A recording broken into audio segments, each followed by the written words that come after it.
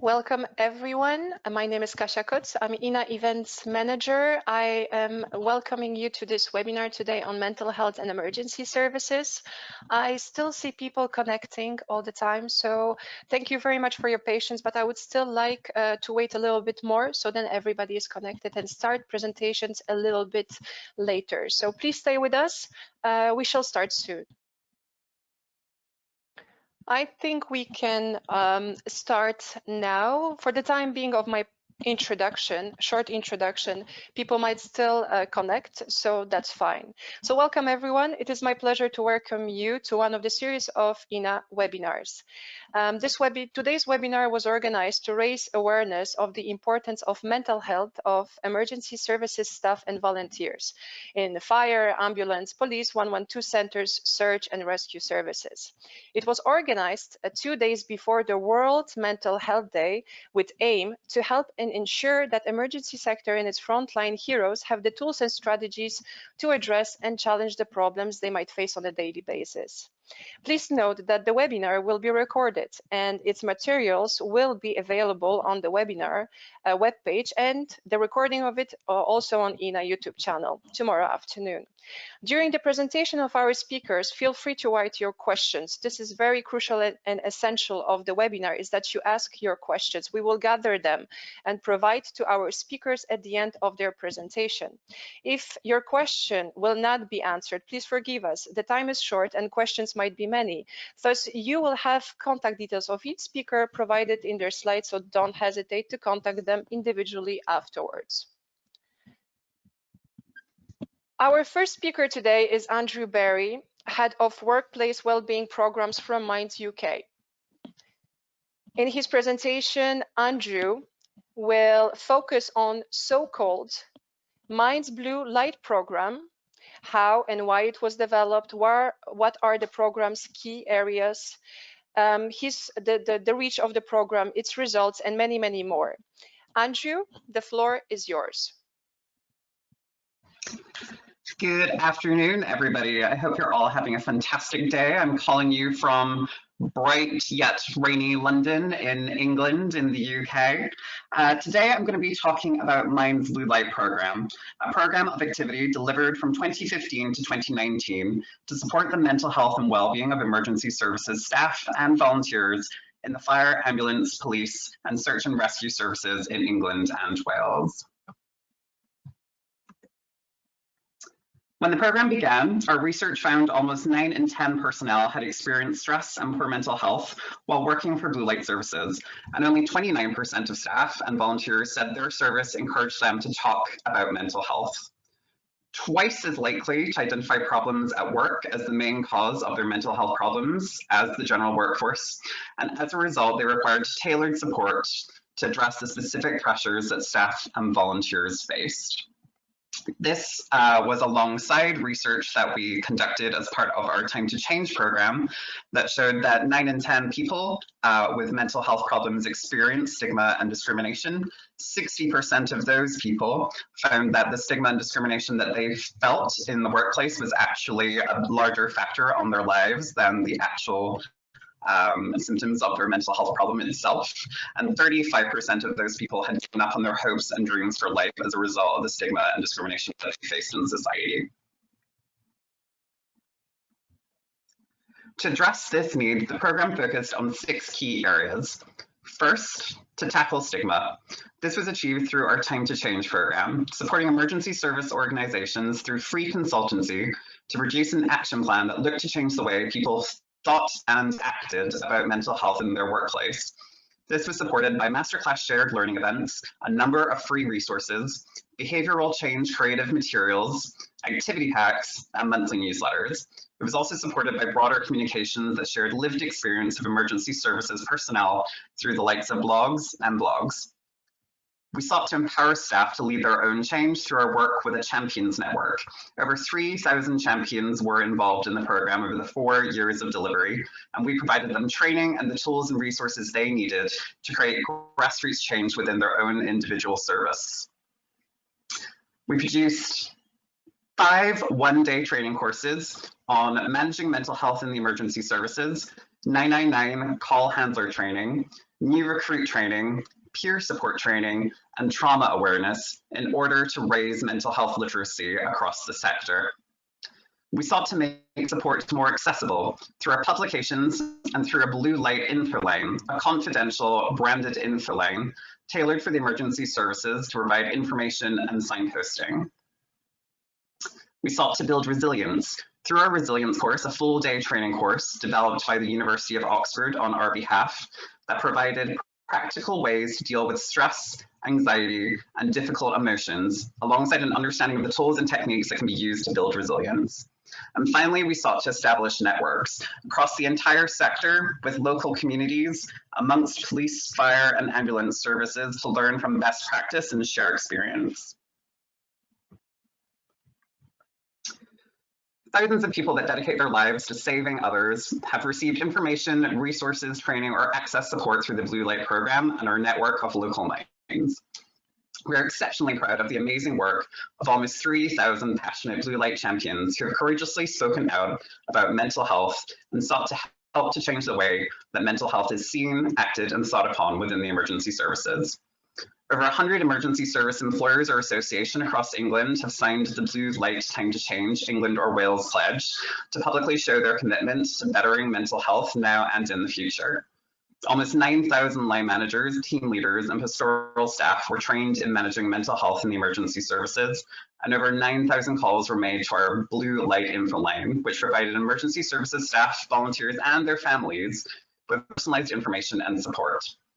In 2019 alone, the last year of delivery, Local Mind supported over 1,500 Blue Light staff and volunteers through face-to-face support and training. And as you'll see from the bottom graphic, hundreds of thousands of people have accessed our resources.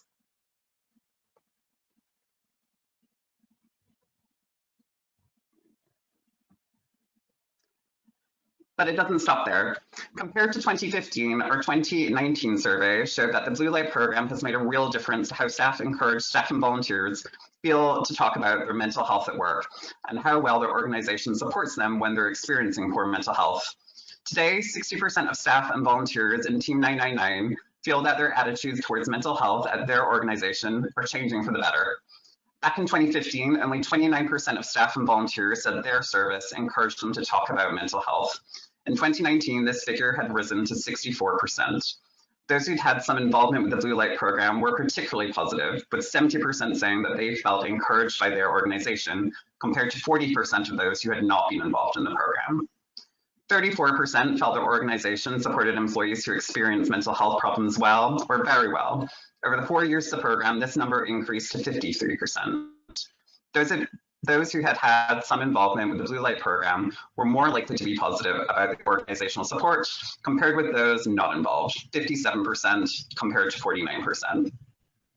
We know the Blue Light program has played a big part in making these changes. This graph shows the differences between the 4 emergency services when it comes to perceptions of organizational culture. And we're now going to take a deep dive into some of these individual services with an unexpected transition. Looking at the ambulance services, ambulance service staff and volunteers reported the lowest level of mental health across all of the emergency services in England and Wales, with only 34.5% saying their mental health was good or very good, compared to an average of 45% across all the services. Ambulance service staff and volunteers were more likely to seek support from a colleague if they were experiencing a mental health problem, 53.1% compared to 45.4% across all services, which highlights the importance of encouraging peer support initiatives and fostering positive and supportive working relationships across all emergency services. You'll also note there was a doubling in the proportion of personnel who felt their organization supported those experiencing mental health problems well, further reinforced by just over half feeling confident that attitudes towards mental health were improving.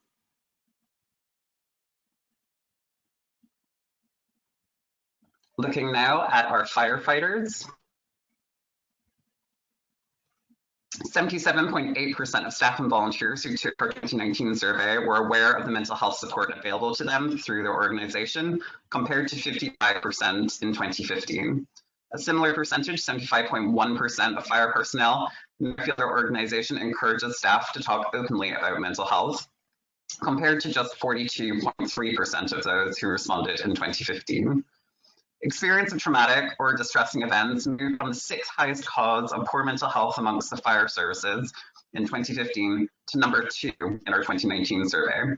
Again, this could reflect greater awareness of trauma and willingness amongst staff to openly talk about its impact, or it could be reflective of organizational efforts to improve employee well-being. Fire service personnel were also less likely than the respondents from the police and ambulance services to experience of distressing or traumatic events as having had a negative impact on their mental health. And here we have a quote from one of our firefighters.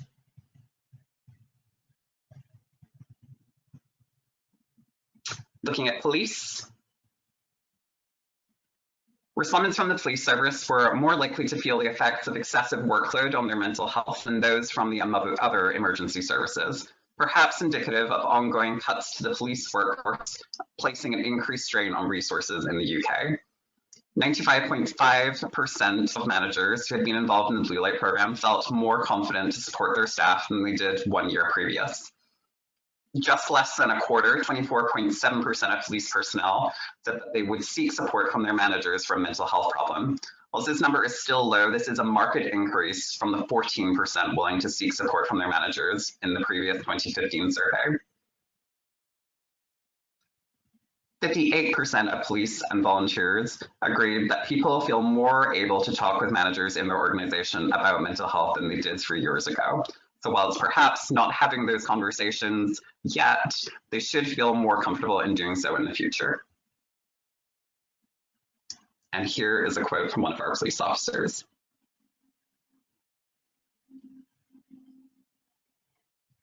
However, we know there is more work to do. Over the period of the program, whilst activity outcomes showed positive results, the number of staff and volunteers reporting good mental health fell from 53% to 45%. This was seen across all 4 services. It's impossible to say whether these figures indicate that the prevalence of poor mental health is on the rise, or that people now feel better able to identify and speak out when they are struggling. The number of respondents reporting trauma as a cause of poor mental health also rose significantly, from 5th place to 2nd place. This sat alongside excessive workload, pressure from management, long hours, and organizational upheaval as the key factors impacting their mental health. And speaking in 2020, these are all factors that we know have intensified over the last 6 months in response to the coronavirus pandemic, alongside additional social stressors, which have included negative media portrayal, particularly amongst our police officers. This is why we're delighted that the Royal Foundation have provided Mind with funding to relaunch the program in 2020 in response to the coronavirus. As a result, we'll be supporting emergency services personnel to navigate the range of support options available to them through a single web portal, developing a suite of revised information and support resources, producing redeveloped peer-to-peer support training for our Blue Light Champion network, developing refreshed training for line managers and those with pastoral responsibilities, alongside best practice guidance for our senior managers. We'll also be looking to challenge stigma once again through a series of digital communications, including blogs and videos from those with lived experience. And these activities reflect our recommendations for those looking to support the emergency services, to look to raise mental health literacy among staff and line managers, to address mental health stigma and encourage open and honest conversations around mental health, to create opportunities for peer-to-peer support, for senior leaders to role model best practice and really communicate that there is a permission to discuss mental health in the workplace, and to look to communicate the importance of good mental health and well-being and the support that's available internally and externally to the organization. That's a brief overview of the program from me, but if you want to find out more information, you can visit mind.org.uk/bluelight. You'll be able to find our 2015 and 2019 surveys, in addition to surveys for each of the individual services and the individual work streams, those kind of 6 key priorities that I referenced at the top of the presentation. If you've got any questions or any questions that I'm not able to address today, you can also email work@mind.org.uk and I'll look to address your question there. Thank you. Wow, thank you very much, Andrew. It was faster than the time. So I think that we can go now to the Q&A session. And I already sent you one question, which I will read out loud. So do you have some practical recommendations on how to improve accessibility of support? I'm just going to get my webcam going. Hello, everyone. I'd say one of the key things that's come out of our research has been less maybe perhaps about accessibility of support, but actually being able to navigate that support. And that's something that's come through our kind of research with emergency services, but also our research across the general population in the UK, that there is so much information out there. If you're typing mental health or mental health support or World Mental Health Day into Google, it comes up with so many search results. And it's kind of hard to know what the quality assurance of each of those different resources, training packages really is when there is kind of competing advice and so much of that information out there. So again, this is why we're delighted that one of the things that we're going to be doing in the revised program is about having that single web portal for the emergency services, which will contain our resources that we're producing, but also resources produced by other third sector organizations within the UK. That's quality assured and tagged and is easily searchable.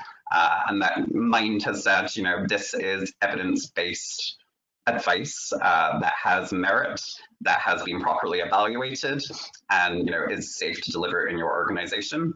And doing that in a manner that is easy to access and easy to navigate and has a friendly user experience. I suppose accessibility of support, again, some things may seem very simple in terms of, policies or documentation or information or guidance or support information that you might have available on an intranet or another platform of some sort. Simple record things like just including the words mental health explicitly in the titles, in the actual copy of your policies and documents, in the description that summarizes what that resource is about, just aids the searchability of it on your intranet. That's a very common recommendation that we give to organizations with respect to any kind of organizational policy that they might have on their intranet. If it doesn't often explicitly reference mental health, people may think it only applies to physical health. And it is perhaps looking specifically for support or guidance or policies in relation to their mental health, the first thing they're probably going to type into the search function is mental health or poor mental health or something of that sort. So being aware of kind of like the SEO of some of those kind of policies and resources that you might have on your internet is also really important. I think, again, another kind of key point that I've tried to maybe not explicitly say, but is implicit, is that each of the services have their own unique pressures and their own unique situations in which they're working in. And when we produced all of our information and resources and publications as part of the Blue Light program, the feedback that we received was really that they were looking for that lived experience from the specific service that they were in. They were wanting examples and photography, advice and tips that was specific to that particular service. And so again, I would say if you're looking to produce materials or support or anything of that sort, just making sure that it is as specific to that particular service as possible is really key. And it means that it's something that your audience is going to really relate to when they're looking through that advice. I have a question from Vibeke. He is asking if the web portal is accessible for emergency workers is also from another countries or only from England and Wales. So it will be, I mean, it's on the internet. It will be accessible to any individual around the world that wishes to access it. It hasn't been built yet, so I will preface that. But if you visit mentalhealthatwork.org.uk, essentially that's the web portal for workplaces, and it's kind of the model on which we're building this emergency services portal. And again, if you visit mentalhealthatwork.org.uk, you'll see that it is essentially a quality assured, Mind recommended portal for all mental health resources as it applies to the workplace. Some of those resources obviously apply to all sectors, and some of those will continue to apply to the emergency services. So I definitely recommend giving that a look. But essentially what we'll be doing is producing a subsection on the Mental Health at Work website, which is dedicated to mental health in the emergency services. To some extent, that does already exist immediately following the kind of impact of coronavirus in April, May, Mind, Samaritans, and a host of other large mental health charities in the UK kind of formed a partnership to launch a campaign called Our Frontline. So if you also visit mentalhealthatwork.org.uk/Our Frontline being all one word, you'll see that we've already began to bring various mental health organizations across the UK together to kind of bring those phone lines, those text lines, the various resources and publications that might exist across the different organizations and charities in the UK together into one central place, which is easily accessible. What we'll be doing is really building on that and building it not just to kind of a homepage or a landing page that signposts, but to kind of a fully functioning user experience web portal that will kind of bring all those resources more comprehensively together. Thank you very much, Andrew. I think there is still time for the last question. If I can just ask you to keep it short because we still have 2 speakers on the line. So here there is one interesting one. So in terms of reducing stigma, do you think communicating about people's real life experiences with mental health helps to improve this? Absolutely. So the program that I managed previous to the programs that I'm managing now was Time to Change Employer Program Manager, and we've supported over 1,600 organizations in the UK that employ 4 million individuals to really look to address mental health stigma and discrimination in their workplaces. And key to that is really stigma can make people feel very isolated and very alone, and feel that they are the only person that is experiencing the way that they feel.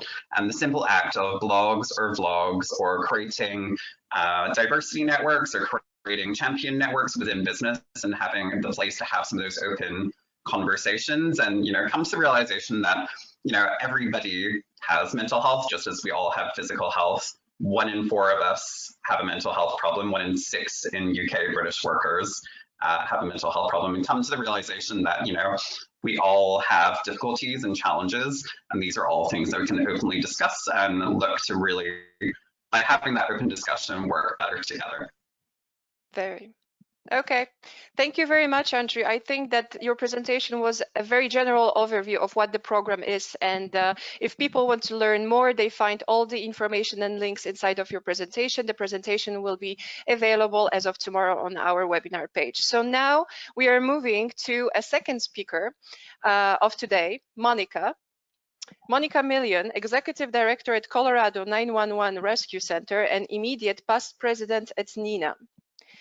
Monica will present how to empower and protect the emergency personnel by recognizing the risks of so-called high-impact events on mental health of personnel.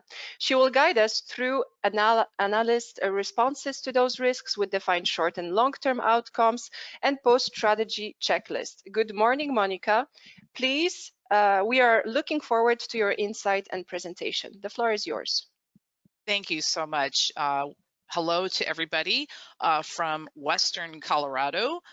It is just now sunrise here. Sun's coming up. It's going to be a fantastic day. I just want to share with you how honored I am to speak to you on a topic I'm so passionate about.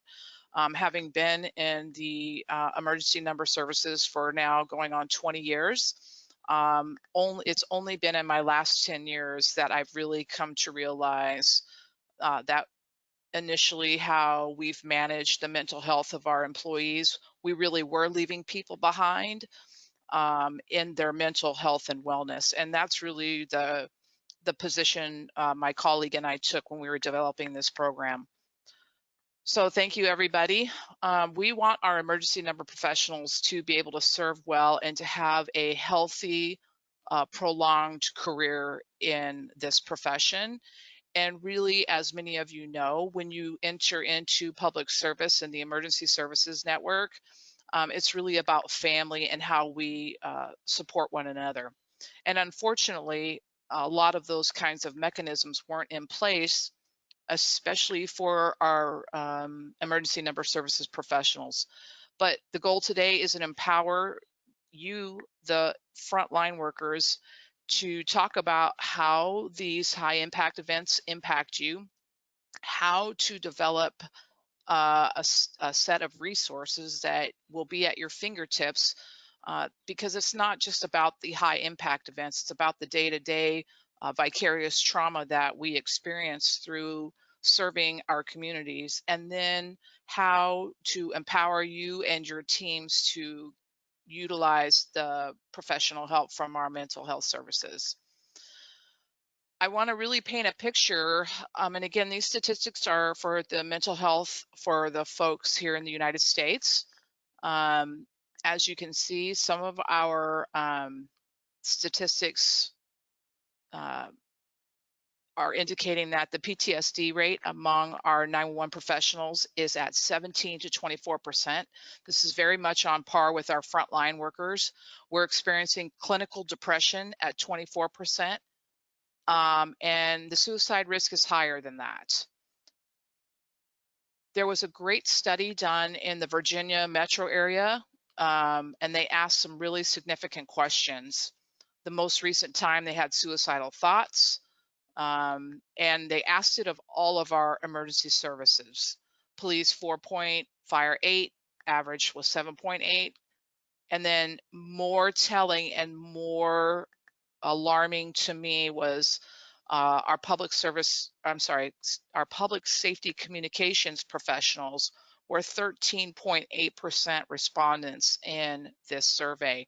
So that was almost double what this overall study was for the other two services. Unfortunately, in this particular study, we did not take into consideration our ambulance service, but still this was pretty telling to me, and again addressed the challenge that as emergency number professionals, we had not provided the mental health and wellness tools to our frontline workers. And again, when you compare it to what the general public's mental health was at 3%, this is really an alarming set of circumstances. And now you add on top of it the whole coronavirus pandemic and how that whole sense of isolation is really contributing to our folks' mental health. So again, it's about getting the right tools to our team so that they can do what they need to do. So what's a high impact event? We're going to talk about that and the effects, and then what we can do to mitigate those things. A high impact event is defined as those events, because of their magnitude, are more likely to produce intense fear, helplessness, and horror that's involved to the responders of the event. These events involve risk of serious injury or death to others, to the people we're helping, and again, they produce vicarious trauma in our emergency number professionals that can lead to post-traumatic stress syndrome. And again, if you're waiting until a high impact event to address your mental health and wellness, and you're not dealing with it on the day-to-day buildup of a vicarious trauma of while we serve our communities, it's too late.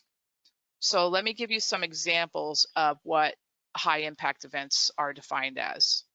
Acts of terrorism, events involving multiple fatalities, such as mass casualty events, mass shootings, natural disasters, line of duty deaths, because one of the things as emergency number professionals we take great pride in is the oversight of the people that we're serving out in the field. So those become very personal to us. House fires with loss of life, child deaths, and homicides or suicides. One of the things that really led me to become so passionate about mental health in my workplace was one winter here in Western Colorado, we were experiencing a high level of suicide amongst our citizens. And this particular winter, it was back in 2011, more and more citizens were completing suicide on the phone with our emergency number call takers. I began to see the real toll it was starting to take on our folks. And that's really what led me to this path of mental wellness for my people. So what are the conditions, right, of all of these impacts of what we hear and the pictures we create in our head? We have acute stress disorder, we have adjustment disorder, anxiety disorder, depression, dysthymic disorder, generalized anxiety disorder. A lot of these are real medical kind of psychiatric terminologies. Major depressive disorder, panic disorder, and of course, what has really become predominant in our space is the post-traumatic stress disorder. So these are really significant mental health challenges that if we don't address them as a collective, they will become suicidal. They'll present themselves in very harmful ways in our folks. And of course, substance abuse. And again, when all of these conditions exist or any one of them, it elevates the risk of suicide. So what are some pathways to heal these long-term effects? And I want to show on this slide that it's not just the individual's responsibility, it's also the organization's responsibility. So we each have responsibility ourselves, but then how do we as an organization help to empower our folks? So the individual has the high impact event through the calls, through responder deaths and mass casualty events, and that creates the acute stress response. Of course, the fallout are the thoughts and images that we project, the fear, guilt, and grief from an emotional perspective, and then the sensations and lack of energy that we then produce from those effects. So the big question you have to ask is, does my organization provide help? And do the employees accept help? And Andrew, who was speaking just before me, it's really about normalizing this conversation and this dialogue so that people feel safe and comfortable asking for the help they need. When no support is offered or received, the long-term effects are unbelievably catastrophic. Again, that's when you get the suicide and the other horrible things that compound over time. The employee won't heal, you continue to have personal professional fallout, but if you offer help and the employee is in a position to receive it, you can have growth from the post-traumatic stress. You can protect the families, because that's another topic we really have not delved into on my side of the pond, as far as what is the effect of having this employee in the home and their family life, and the effect of that mental distress that they're under and how it's affecting the family unit. To me, that's another area of research that really needs to be looked at. So how do we help everybody? But we have to take action, and we have a responsibility to do it. We have a responsibility to do it now. And my colleague and I created this post-tragedy care checklist. This is to be utilized in the workspace with your individual employees to help you as a tool.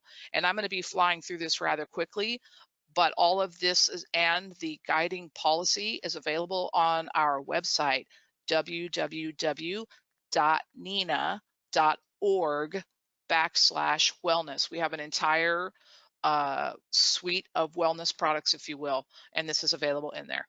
But back to the post-event personal care. This is an opportunity for you to have a tool that will help you mitigate and manage an employee's response to not just the day-to-day trauma, but when you have high impact events. And for those of you who utilize the International Academies of Emergency Dispatch tools, you will see the semblance or the parallel with their Echo, Delta, and Charlie response. We thought that would be pretty important to have that.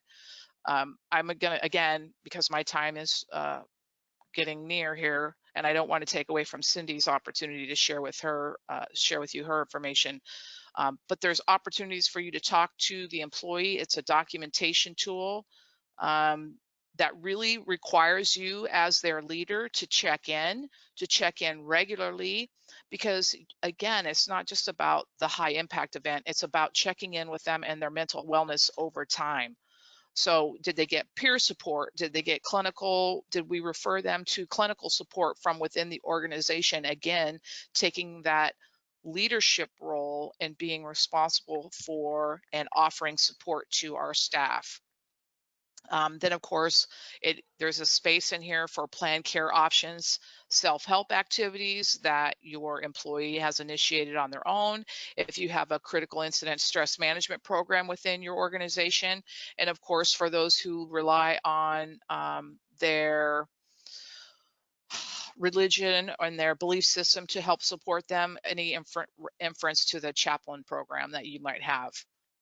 This is a picture of the entire card, if you will, and again, it's available within the policy for you to utilize. And I recognize that I'm going through this very quickly, but again, it's about giving the leadership team in your control rooms and your call centers a tool to help them document and continue the healthy conversation about their mental wellness of their staff, because we want them to have a lifelong career in this profession. And unfortunately, I think our negligence early on in this profession of our staff's mental wellness really has been a major contributor to the large turnover rate that we see in our profession. Again, everything that I spoke about is available on the website that I have on the slide right now. I recognize that I navigated through especially the care checklist very quickly. My email address is available on the website for any of you if you have direct questions, but I am happy to answer any questions that you might have. Thank you. Thank you very much, Monica, for taking your time and presenting us this very interesting strategy and also the tools that you have developed. Now I have a question that more or less goes back to the figures that you demonstrated. So here the figures demonstrate different rates of suicidal thoughts between services. Do you also see that certain services have more support available than others, or it is similar across the services? What do you think? I can honestly tell you that here in the United States, law enforcement and fire services have been afforded better access to mental health and wellness tools than our emergency number professionals. But I would tell you in the last year or two, especially because of studies that have presented the data that I showed at the initial part of this PowerPoint, because of that information, that is changing, and it's changing quite rapidly. Here in the United States, we have to offer the service first at the local level, then at the state level, and then at the national level, where I think some of our other countries, it's a little easier to get access. But I think the most important thing is developing those early on relationships with the mental health professionals in your locality, in your jurisdiction, so that you have the right people there to aid your folks. So indeed, the situation is changing in terms of addressing those mental health issues. But what triggered it? I mean, is it? Do you know why is it going so now well? Is it because the resources are there? Because the time is put through? What kind of recommendations you would give to other countries? First of all, you absolutely have to get the resources in place for your staff. It's really critical for their well-being. It's critical for the success of your organization to get those resources in place. And whatever your governance structure is, you have to be very methodical about how you approach that. And Kasia, I'm not sure I answered the question 100%, because it's going to be different for everybody. I know it's different from everybody, and it's different to apply the same structures and tools from one country to another. But the core is there, and the willingness as well. So I think that, yeah, I have another question. Here is the levels of mental well-being measured before entering the forces? So, great question. And initially, that was not the case.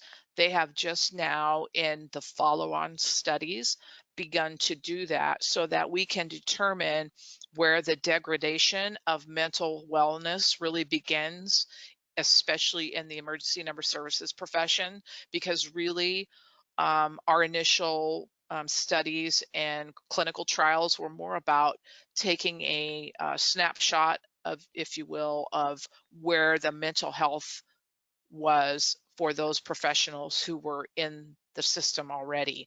And just now that we've really the dramatic numbers that came out of those initial studies were just now here in the US beginning to look at taking a snapshot of an individual's mental wellness at the start of their career, if you will. The same person who asked the previous question also asks if the high levels of suicidal is only because of the trauma, or you recognize that there might be other factors leading to these high levels of suicides. Right, and absolutely. And so that is, they understand that there's other factors that are involved in that. And I'm sure if you look at the individual studies, the researchers have made those notes, if you will, as to what other contributing factors there may be, whether it's substance abuse. But all of those things just compound the challenge of not dealing with that trauma in the first place. And I think what happens is, what the studies are indicating is, if we don't inject mental wellness tools and mental health aids to those people with that are experiencing the trauma, everything else exponentially increases the opportunity or the prevalence of suicide or completing suicide. So while there are other factors, it's also understood how critical it is to deal with the trauma of the day-to-day calls and their day-to-day work life. Exactly. Okay. Thank you very much, Monica, for questions and answers session. There are no more questions. Now we're going to move to our last speaker. We will finish slightly later. Please bear with us until the end of the next presentation.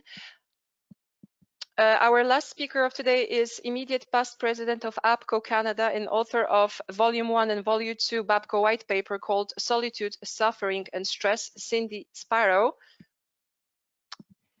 Who will go through causes, symptoms, solutions of global pandemic of mental health injuries in public safety communications. Good morning to you, Cindy. Thank you for being with us. Please, the floor is yours. Good morning, Cassia. It's so great to be here with everybody today. I want to say thank you also to the colleagues that went before me, to Andrew and to Monica, for their excellent presentations. And I'm happy to be here to share about all things mental health crisis in our public safety communications industry. Thank you for the intro very much as well. I just want to give a little bit of background about me.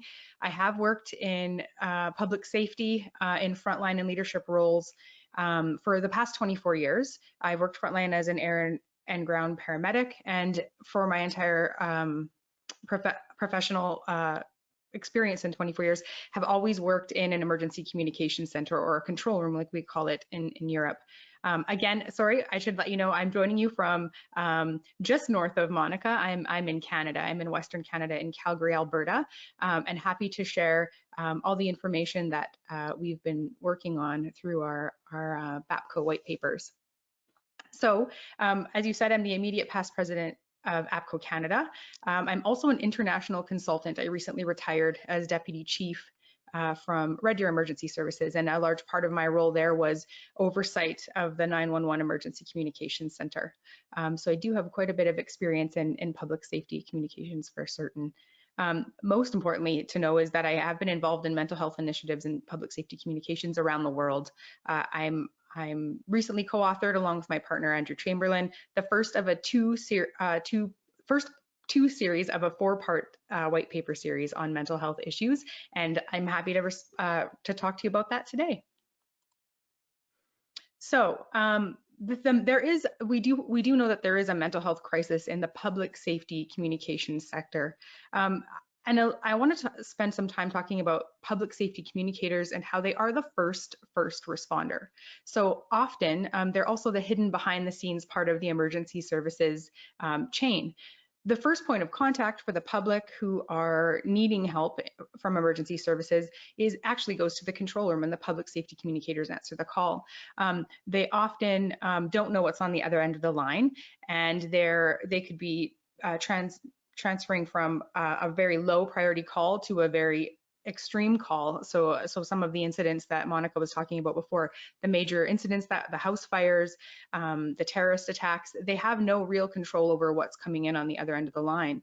Those kinds of things that happen in the room are called operational stress, or what we refer to as operational stress. And the cumulative and sometimes the acute impacts of operational stress can cause mental health injuries and mental health disorders. And that's what we're going to spend a little bit of time talking about just in the next few minutes. As part of our research for the white paper series, we did look at a Canadian study that was done recently. There was a Canadian study across all public safety personnel in Canada. So that includes police, fire, paramedics, public safety communicators were included in that, as well as corrections officers. So when they surveyed that group, the thousands of men and women in those professions across the country, they found that more than 50% of public safety personnel screened positive for one or more mental health injuries or disorders. And over 48% in the public safety communication sector screened positive for one or more mental health disorders. And so that research is astounding. What it means is also that we found, similar to what was reported by my colleagues in their presentations earlier, they found that public safety communicators, paramedics, and corrections officers were actually at highest risk, along with females, for suicide in our industry. And if you look at the majority of the public safety communications industry, it's predominantly female, at least in North America. It's predominantly female. And so it's really important that we consider those stats and figures, because truly it supports the idea that this isn't about people not being able to handle their job. It's not about the individuals at all. It's actually about the job and the impacts of the job, the stressors that they're faced with on a regular basis, and their support and ability to be able to manage that stress effectively so that they can do their jobs well and go home healthy at the end of the day. So I think that through this research, we're finding that in the industry, the stigma is starting to be reduced. We are starting to have a few more conversations, but we are far from where we need to be when it comes to reducing that stress fully. But what the statistics and the research and the discussion about it do is lift that sense of shame and dread when it comes to thinking that it could be an individual who can't manage the job, when actually, in fact, it is the stressors that we're impacted by every day in the profession. So I could spend a really long time talking about what's causing this, but I know that we have a short amount of time, and I want to make sure that we finish on time. So what is causing this is a toxic cocktail of many contributors. The high call load and high exposure to trauma that happens in centers around the world. So often, like I had said, you don't know what's on the other end of the phone. And this isn't to slight our fellow coworkers that are field responders, the police, firefighters, and paramedics. But they know what they're going to when they respond to a call, because we tell them. We've already taken the information, we've triaged the scene, we're giving instructions to the caller to help keep people safe, and the responders that are in the field know what they're going to. But we don't know what we're going to when we answer that other end of the line. It could be anything, right? So just the impacts of having to figure out what could be on the other end of the line, expecting the best and being prepared for the worst. In a high call volume, high call load center, that exposure to trauma is significant. And what we know is that research shows that in a medium-sized center, there's an average of 6 seconds between calls you can't possibly process the emotions that are attached to going from one call to the next before you answer it. So that emotional dysregulation that happens when you're helping people who are also emotionally dysregulated because they're calling because of serious incidents, you have to be able to calm them down. You have to be able to keep yourself calm while you give instructions, dispatch responding resources, speak to your partners in the room, handle the radio. There's a lot of pressure on the public safety communicator to be able to stay calm in the face of that. And they do very good jobs of that every single day. We watch it in centers around the world. But that lack of ability to process that emotion between calls has cumulative effects on people as they go through their professions. And I always liken it to really, in the role of public safety communicator, it's like reading about 300 books a day. On average, you do between 150 to 300 calls, depending on the size of your center that you could process. It's like reading half of that book and then just putting it to the side. When you answer your next call, you read the next half of the book when it comes to the story of what happens during that call. We often don't get the closure that we need to be able to write the story in our brains properly so that we can put it away. So they just stay open. Or sometimes what happens is we write the story ourselves. If we have good tools and techniques and training to be able to do that well, then typically it doesn't impact us as heavily if we can write a good ending to that story, close it, go on to our next call. But if we don't, or we have too much on the go and we're too overstressed, often we don't write a good ending to that story, and that can have, again, long-term mental health impacts on us. The other thing that really impacts us in centers and control rooms is our working conditions. It's shift work, it's night shifts, it's day shifts, it's switching back and forth between, it impacts our sleep. There is a lot of overtime. We're in a profession where seats cannot go empty. We must have positions filled so that we can answer the calls coming in, dispatch resources. So often we're asked to work a lot of overtime. We're sedentary for long periods of time. And as we know, there are all kinds of stress chemicals that go through our bodies when we're under stress. We never get an opportunity to go and work that off. And then there's often a lack of breaks because it may be too busy and short-staffed in a center. And those working conditions also contribute to absenteeism and illness, which also perpetuates the cycle of overworking, overtime, working with less resources, and just creates kind of that vicious cycle. The other part is that although it is getting better and better every day, there is still a lack of awareness about what happens in the center. We need to be starting from day one during induction training to teach people a sense of awareness about this job does have stressful impacts. Here are some things that we can do to manage them, have the training and awareness and tools to be able to, before the call, be prepared, during the call, have ability to manage the stress, and then after the call, make sure that we have not only the tools to self-regulate, but also are aware of the supports that could be in place that we could reach out to when we're not okay after a call, so that we can manage our operational stress. Another really big thing that the research shows is stressors that cause people to have elevated levels of emotional dysregulation are pretty much the job description in a control center for a public safety communicator. And that is constant change. So everything's always changing in the center. We know that.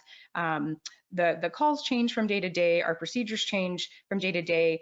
One of my colleagues previously mentioned COVID, which is a major change. And for a lot of time in the very beginning stages, things were changing sometimes within a shift, sometimes every day.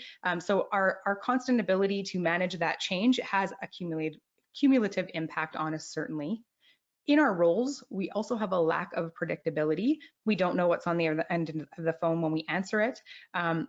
Control. So we have a sense of needing to make sure that we're in control of what's going on in the room, and also protecting our field responders who are out in the field, making sure that we always have the correct information and that we've got their back while they're responding, so that they're aware of any issues that they could be facing on scene.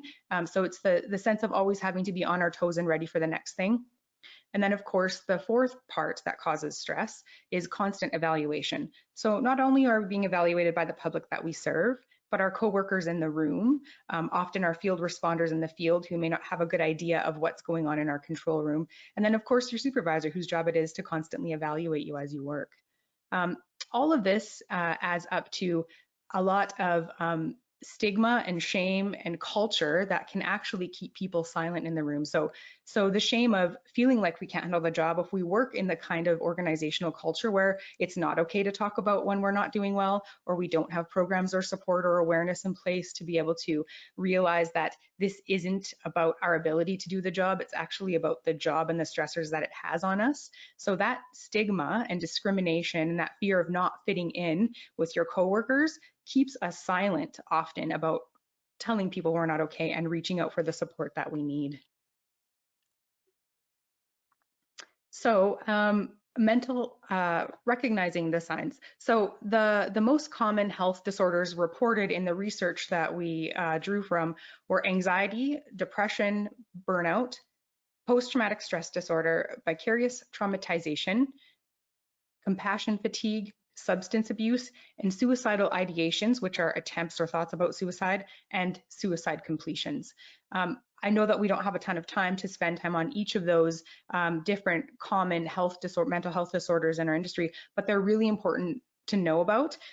We do have it listed in volume 2 of our mental health white paper, which we're going to make sure you have access to after this after this webinar is over, and it's also available on the BAPCO website. So we'll make sure you have all those details at the end, because there are some really key important information in there that people need to be aware of.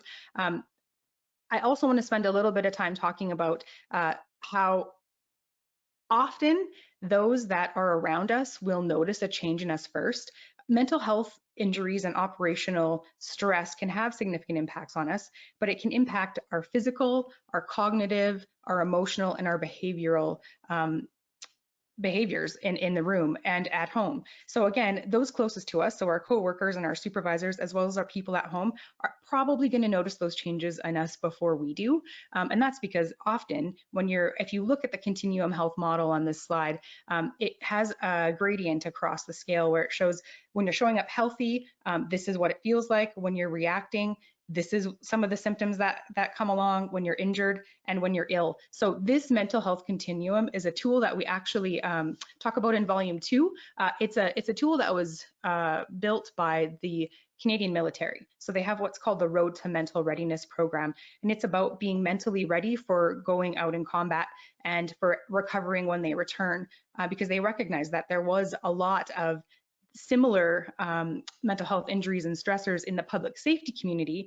They quickly shared it with police, fire, EMS, and public safety communication centers across the country. So you will see this in many centers and control rooms around Canada. It's a great tool for quickly assessing where somebody is at, whether you can assess yourself or your coworker if you're concerned about them. So assessing where they could be at when it comes to mental health injuries without diagnosing. So it doesn't put the stigma of, oh, you must have this disorder. It just simply says, yeah, you know what, you're not operating at your normal capacity. There's something going on for you. And then it'll also have recommendations for what you should do next. So how to access the support that you need. And it really just opens up the door to help have conversations, whether you're on your own in the locker room looking at it to see where you're at on the spectrum, or one of your supervisors or coworkers is, or perhaps your family if you wanted to teach them about it. It just really helps recognize quicker the mental health risk you could be at and get you the access to support that you need sooner so that you suffer less and recover quicker. So that's really what it's all about. Again, all of that is in volume 2 of our white paper. So please, as you're reading it as well, if you have any questions about it or you want more information, don't hesitate to contact me. I'll make sure those details are at the end of our show as well. Okay, so what can we do? We know that this is a serious issue that's not going to go away on its own. It is a shared responsibility. So creating that level, starting those conversations that it's okay to not be okay, that the operational stress of our job is a real thing and it does have real impacts on us. What I want to say is, like Monica, I share a passion for this work. Like Andrew, I share a passion for this work. And that's because I also have lived experience. I know that I have been at risk for post-traumatic stress and trauma, both as a paramedic and in the 911 center that I worked at.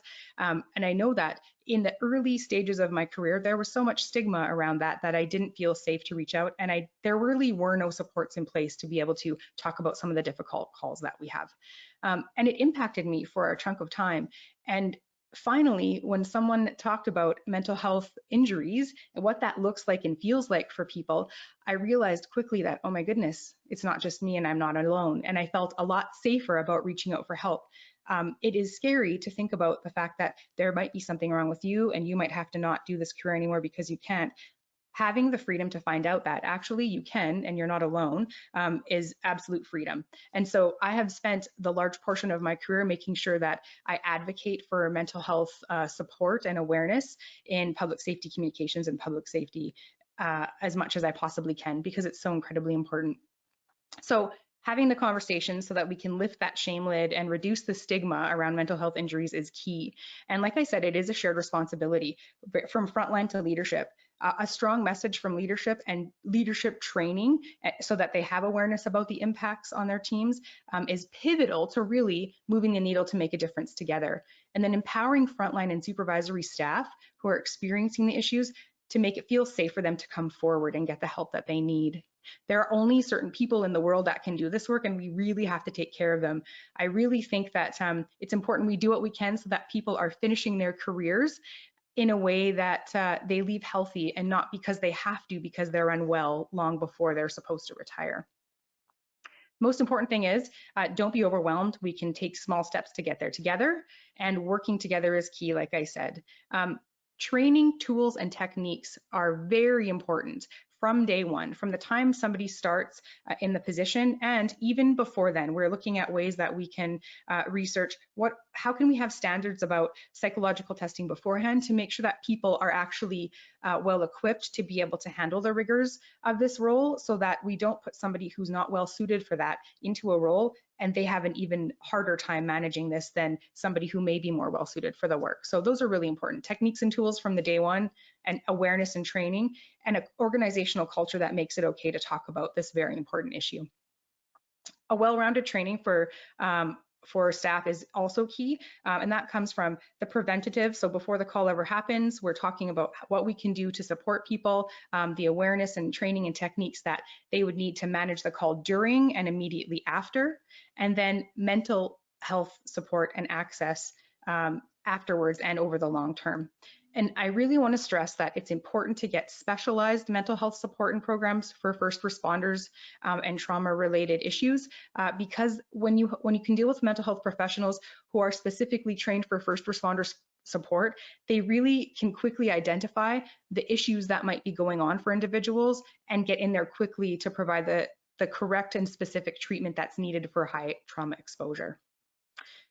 Advocacy and funding is also really important, which is why we're publishing the white paper series actually, and we'll be doing more research in the field so that we can report out and support. So advocacy means that we can influence and inform the powers that be, whether it's governments, to classify jobs so that they're recognized as a first responder, which means more access to support programs and funding. I'm happy to say that Monica, the colleague that went before me, and I are actually part of the Coalition of International Public Safety, Collaborative Coalition for International Public Safety. And so that is a number of emergency number associations from around the world that includes British APCO, APCO Canada, EENA, NENA, and our friends in Australia and New Zealand, and growing. More associations are looking at joining. We're binding together to really focus on the issues that are impacting our industry, those being next generation technology, and of course, mental health are our key priorities. So we continue to work together so that we can move the needle forward and get people the help and support that they need so they can finish their careers healthy and keep doing the good work that they are. With that, I will leave you with my contact info and a list of resources that you can go to. Please feel free to reach out if you have any questions. If you want further discussion on some of the topics, you'd like me to talk to some people on your team, in your control rooms, whatever it is that we can do to support, please reach out. There is downloadable white papers on the British APCO website as well. We've just started, I work closely with BAPCO on a lot of their initiatives, and we just started their response time podcast as well. And in each series that's produced, there's always a mental health specific podcast. So please make sure that you go on the site and take a look at that as well. Wow, thank you very much, Cindy. Well, first of all, congratulations on the next volume of the white paper, which was published in September this year, so it's pretty new. I'll make sure that these documents are easily to download from our webpage tomorrow. And then also thank you very much for sharing your personal experience. And I think that this is the crucial part about people speaking openly about their problems and issues they face on a daily life. But sometimes those people are not that easily talking about those issues, and the concerns, the family is more and more concerned because they are the first ones to actually see that something is going wrong. So would you recommend having services that families can contact the organization with concerns? Yes, that's actually part of the holistic program that we help organizations build.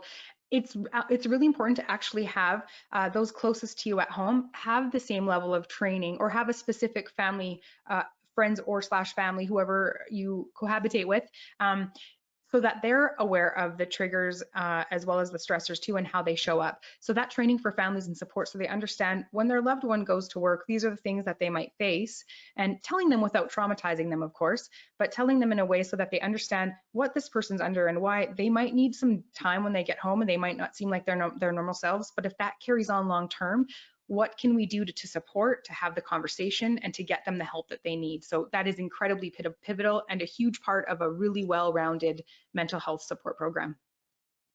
Indeed, yes. Well, as the audience doesn't have any more questions, Cindy, I am thanking you for your presentation. Thank you. I will let you go now, and by this, up.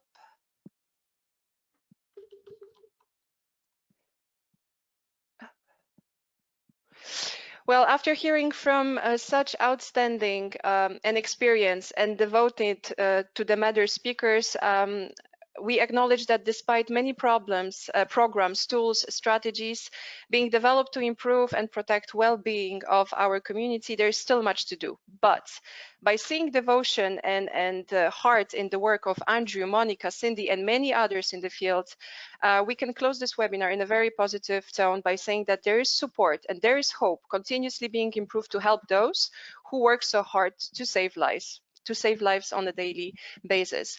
Again, thank you very much to our speakers. Thank you very much our audience, to those who joined, who asked questions. Please be aware that the presentations, the handout documents will be available on the webinar webpage, and also the recording of this webinar on YouTube in our YouTube channel. Please feel free to ask us questions or provide us any kind of suggestions to improve our webinars, because we feel that this is more than needed in these days. Some info on upcoming webinar, which will be organized on the 21st of October, will focus on managing non-emergency numbers. Stay tuned for more information, and there will be definitely more webinars coming up. Yes, with all of this being said, thank you very much, everyone. Stay safe, and thank you again.